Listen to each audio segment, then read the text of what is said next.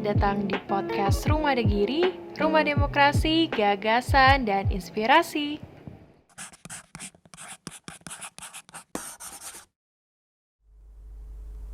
Halo teman-teman podcast Rumah Degiri, balik lagi di podcast Rumah Degiri. Kali ini saya kedatangan tamu spesial yang juga merupakan sahabat atau teman dari Bapak Soni Tridana Paramita ya, benar ya. Saya kedatangan Kiai Haji Thorik bin Ziyad atau biasanya dipanggil dengan Gus Thorik. Halo Gus Thorik, apa kabar? Baik, Gus Thorik ini datang dari Malang ya? dari Malang ke Mhm. Banyuwangi. Ke Banyuwangi. Ini pertama kali ke Banyuwangi atau sudah sering nih ke Banyuwangi? 2 kali. Kedua kalinya? Insya Allah demikian 2 kali, yang saya ingat 2 kali. Pertama itu tahun 99.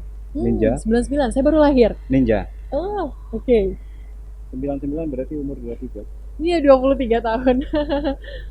Baik, berarti 99 kemudian 2022. Lama ya, baru bisa datang ke Banyuwangi lagi. Alhamdulillah. Tapi Gus Thorik selama ini emang stay-nya di Malang. Saya di Malang. Stay di Malang. Ya, sedikit tentang Gus Thorik ini mungkin teman-teman podcast ada yang belum tahu terkait dengan sosok Gus Thorik ini karena dia adalah sosok yang melegenda juga.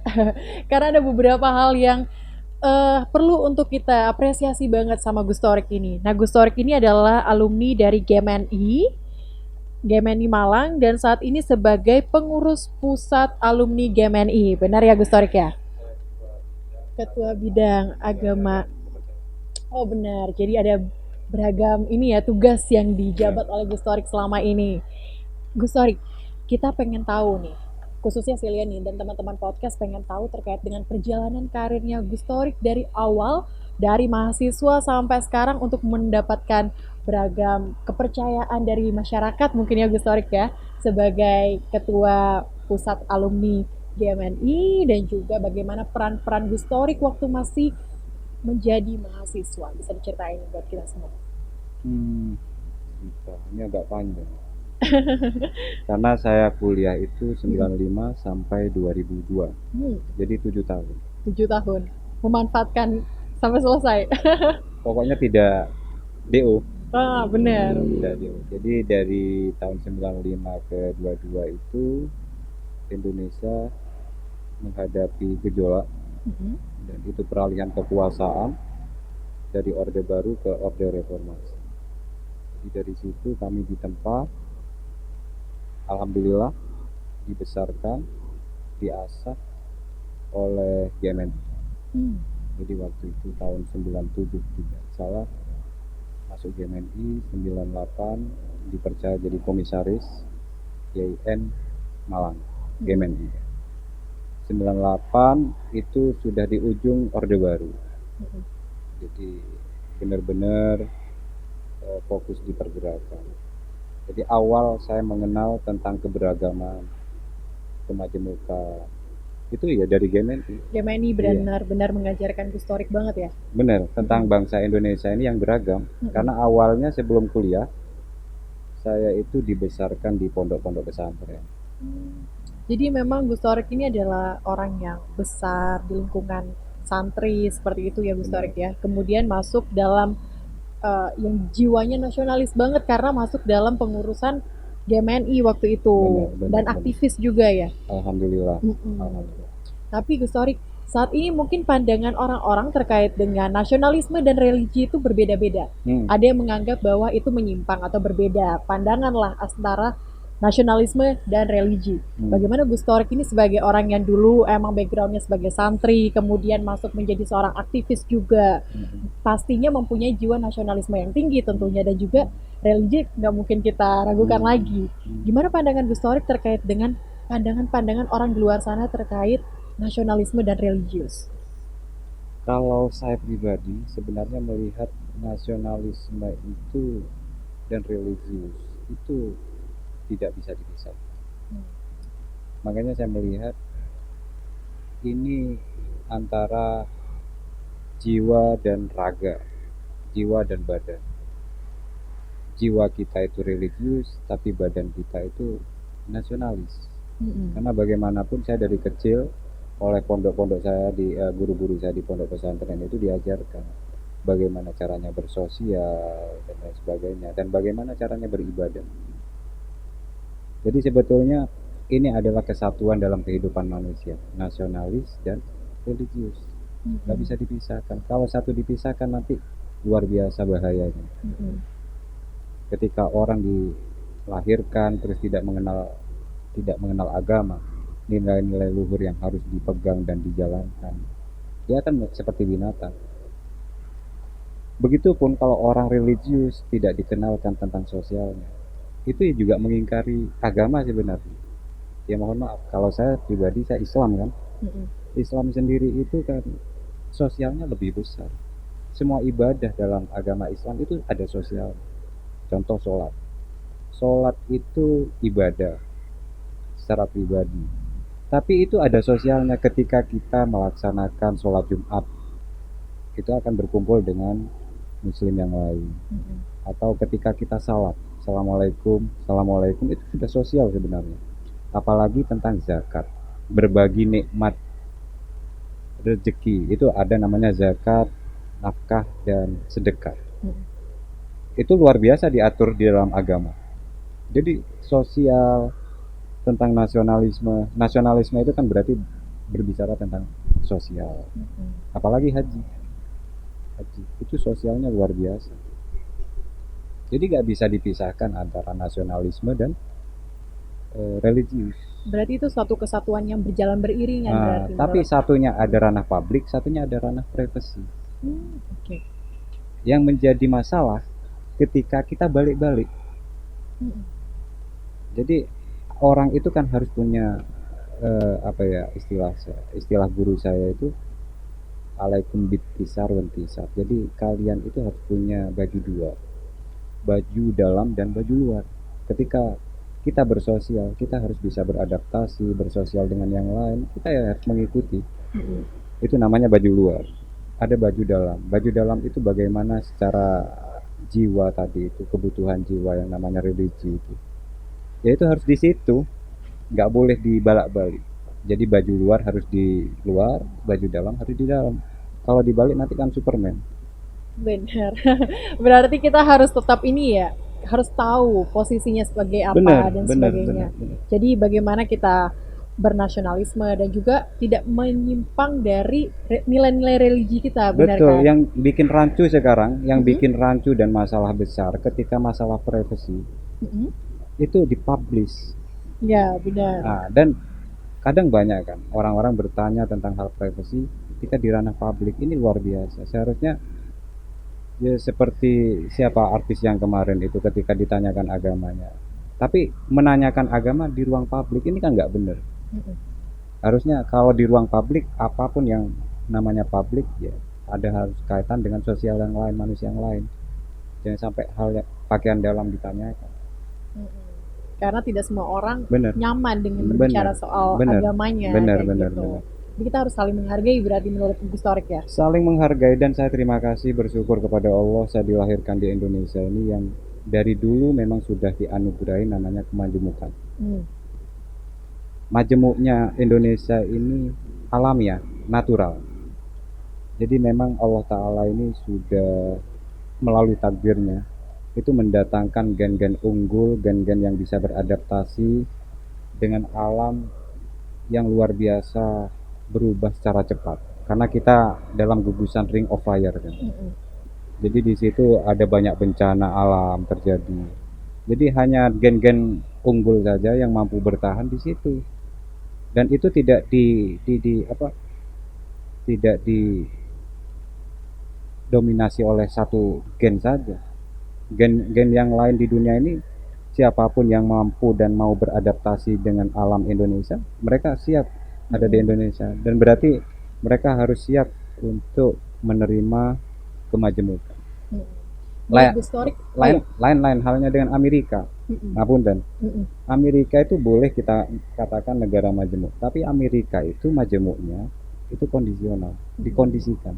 Jadi migrasi itu memang sudah ditata, direncanakan. Ini migran dari mana, itu kan kemajemukan yang dikondisikan. Sedangkan kita ini bukan dikondisikan, tapi secara natural lahir di Indonesia. Mengalir saja ya. Ada gen bangsa ini, gen bangsa ini, terus menyatu dan alhamdulillah ada Sumpah Pemuda. Iya, benar.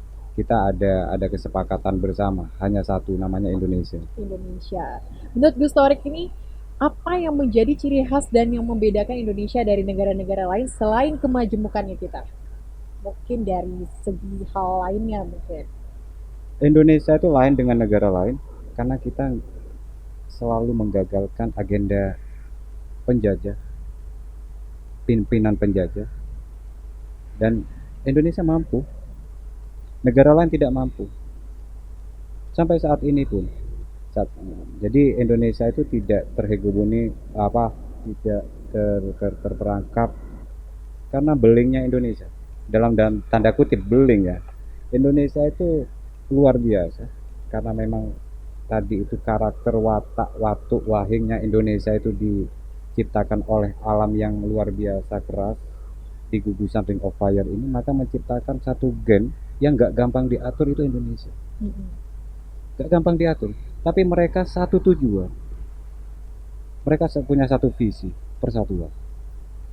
Dan ini sebetulnya yang membedakan dengan negara-negara lain.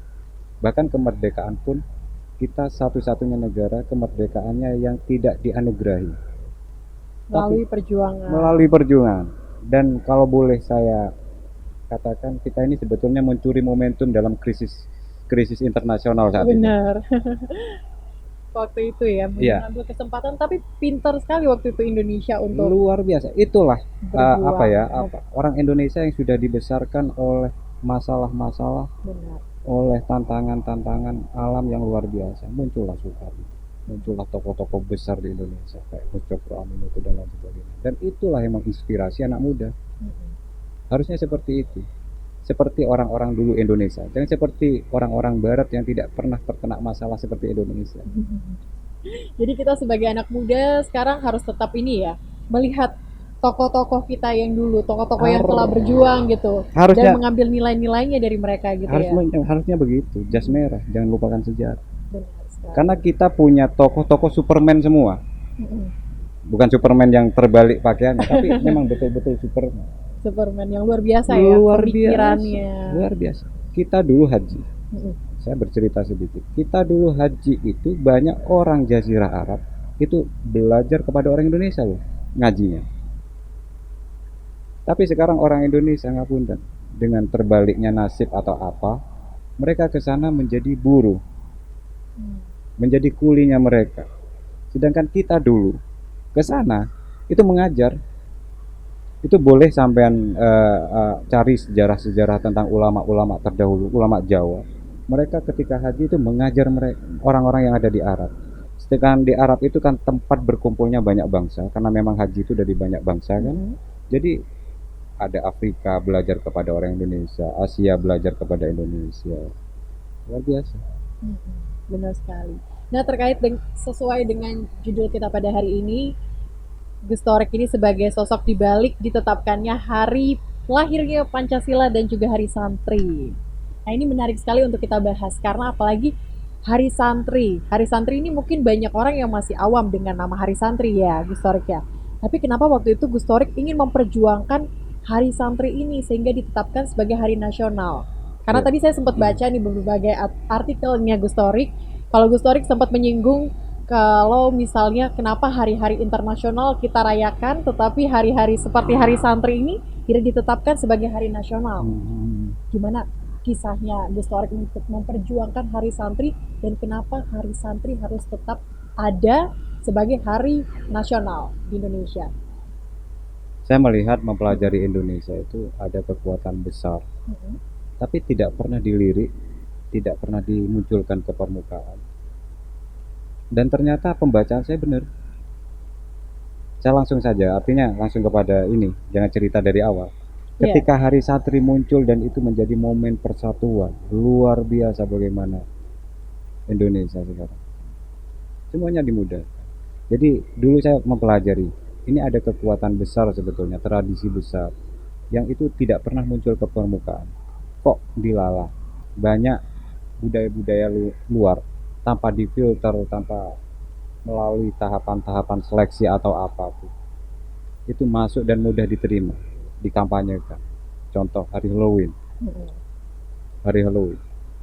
Dracula itu kan aslinya luar negeri.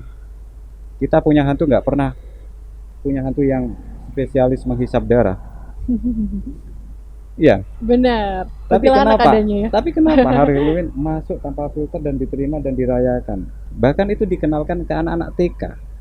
Anak-anak TK itu kan luar biasa, memori mereka masih kuat, Iya. menerima apapun yang baru itu langsung dijadikan pegangan.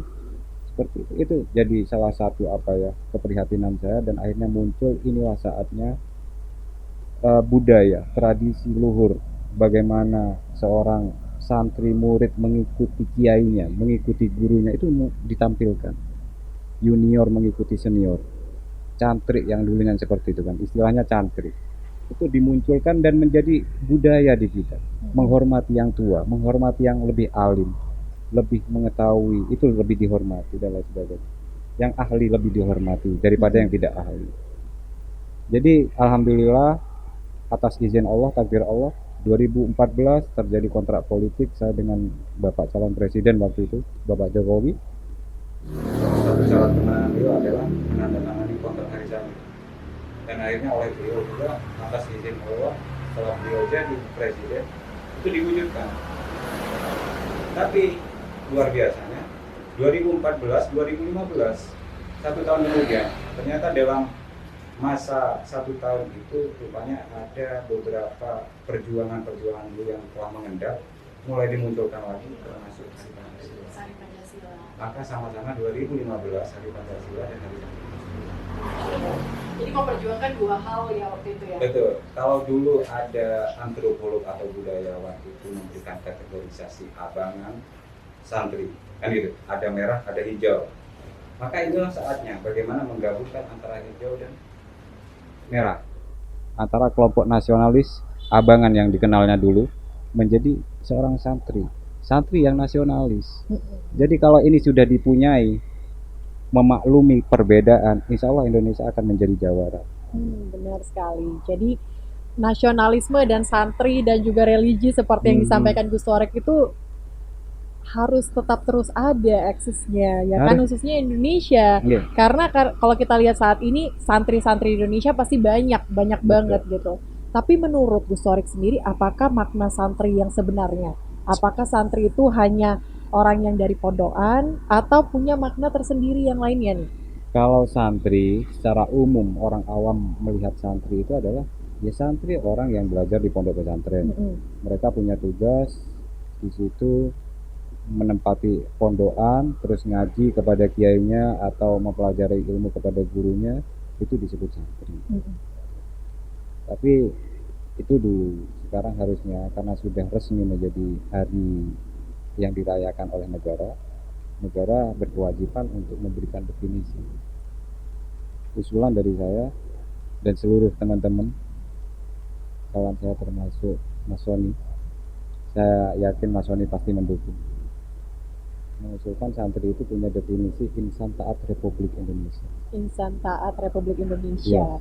Berarti santri itu juga bagian dari Indonesia yang taat akan nasionalisme dan sebagainya seperti itu atau gimana? Maksudnya taat kepada konstitusi negara. Konstitusi negara. Negara ini ada karena adanya konsensus kan. Benar. Ada kesepakatan bersama yang dulu harus disepakati. Contoh Pancasila ini kan termasuk. Iya, benar sekali. Berarti kita kalau ngomong tentang Indonesia berarti kita ngomong tentang Pancasila. Ngomong Pancasila yang paling utama adalah ngomong tentang persatuan, tentang sosial.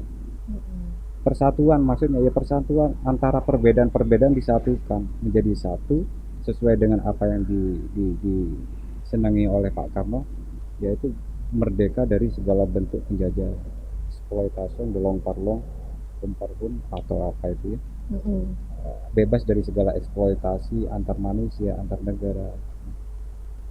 Benar sekali. Jadi melalui perjuangannya Gus Torek dan teman-teman, kira-kira ada siapa aja nih di balik perjuangan santri dan juga Hari Pancasila selain Gus Torek nih? Terima kasih. Ada Mas Basara yang sekarang menjabat menjadi wakil ketua MPR. Saya sangat ucapkan terima kasih. Beliau ke rumah dan saya curhat waktu itu. Saya kayaknya menemui jalan buntu. Ternyata alhamdulillah Mas Bas juga berperan aktif, sangat aktif bahkan bahkan yang mendatangkan insya Allah calon presiden itu juga Mas Bas, dan bagaimana kontrak politik itu terjadi juga Mas Bas. Saya kira Mas Basara, Pak Jokowi itu nanti perlu diabadikan dalam dunia pesantren, dunia santri di Indonesia. Apalagi ketika santri sudah punya definisi resmi. Saya yakin kok Mbak, saya yakin kalau republik ini harus ada yang mengawal. Republik ini akan menjadi terpecah belah, hancur, tidak berbentuk kalau tidak ada santri tadi, insan-insan yang taat kepada konstitusi negara. Berarti sekarang harus memunculkan barisan-barisan muda utamanya yang meneruskan tongkat estafet kehidupan ini di Indonesia. Mereka harus betul-betul mengawal Pancasila. Dan siapapun yang mengawal Pancasila, siapapun yang menghormati kepada perjuangan para pejuang kemerdekaan, terutama yang tersirat dan menjadi spirit di Undang-Undang 45, itu layak disebut santri.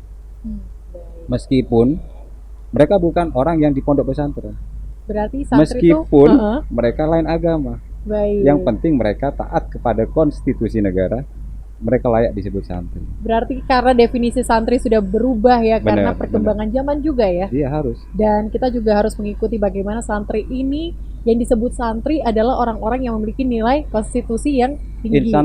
Insan taat kepada konstitusi negara. negara seperti itu. Dan ini sekarang lagi diperjuangkan sama Gus Torik dan teman-teman ya, untuk menjadi definisi resminya Iya. santri. Saya mengajak semuanya untuk berjuang bareng. Bagaimanapun kita harus usulkan kepada negara secepatnya mendesak santri itu harus punya definisi untuk kepentingan negara. Benar. Karena ingat Mbak, 6 tahun lagi 2028 itu 1 abad dari Sumpah Pemuda. Mm-mm. Sumpah Pemuda itu dilaksanakan ketika Republik ini masih belum ada, Mbak. Belum merdeka. 2028 kan? Mm-mm. 28 Oktober 2028 itu ada namanya Sumpah Pemuda. 6 tahun lagi 2028 kita 1 abad. Makanya mempersiapkan persatuan kembali nanti. Ya ini definisi santri harus Diperkuat gitu ya. Ini Iya. salah satu cara untuk salah memperkuat satu cara. pemuda-pemuda juga yang benar, ada di Indonesia, Benar. sehingga jiwa-jiwa nasionalisme kita tetap terus tinggi. Betul. Sebagai orang nasionalis nih, bagaimana dan apa peran yang harus dilakukan anak muda saat ini, khususnya jika kita menjadi anak muda yang taat akan Pancasila dan Bhinneka Tunggal Ika nih, Gus Torik. Karena kalau dilihat saat ini budaya-budaya asing dari luar itu banyak berdatangan di Indonesia. Bagaimana kita sebagai anak Indonesia untuk mempersiapkan 6 tahun ke depan dan bahkan selamanya untuk Indonesia, Sumpah Pemuda dan juga Bhinneka Tunggal Ika dan Pancasila selalu melekat dalam diri anak-anak muda saat ini. Salah satunya adalah mereka harus menjadi juru damai. Baik. Baik di daring, baik di dunia maya ataupun di dunia nyata. Juru damai. Agen pemersatu. Begitu. Jadi saat ini kita sebagai anak muda ke depannya itu harapan dari Gus Torik ya. Yeah. Peran kita ke depannya, perannya terbesar adalah bagaimana kita menjadi orang yang menjadi pemersatu bangsa. Mendamaikan juga. Mendamaikan dunia kalau bisa. Oh ya, benar, siap. Jadi kita punya tugas dan peran yang besar nih ya, berarti Gus Ada Torik. sebetulnya saya punya ide bagaimana kita Indonesia itu menjadi juru damai dunia. Gampang kok. Gimana Gus Torik? Apa perlu dibuka di sini? Gak apa-apa nih, biar nanti teman-teman podcast yang nonton hari ini, mungkin anak-anak muda yang nonton hari ini Siap. mendapat pencerahan dari Gus Jadi Torik pada begini. kesempatan ini. Buat apa kita itu mendatangkan tokoh internasional hanya untuk mendamaikan Indonesia? Yang bisa mendamaikan Indonesia itu orang Indonesia, bukan orang luar. Mohon maaf. Iya, benar. Indonesia itu insya Allah sesuai dengan yang saya katakan tadi, gen-gen unggulan dunia yang berkumpul bersatu di Indonesia. Salah satu cara Indonesia bisa mendamaikan dunia, buka haji jalur darat. Siap. Jadi ini salah satu caranya Iya. Gus Torik gitu Jadi- ya. Ide kreatif Gus Torik nih. Jadi asas sosial Mm-mm. dalam agama saya Islam namanya yang paling besar adalah haji sebenarnya.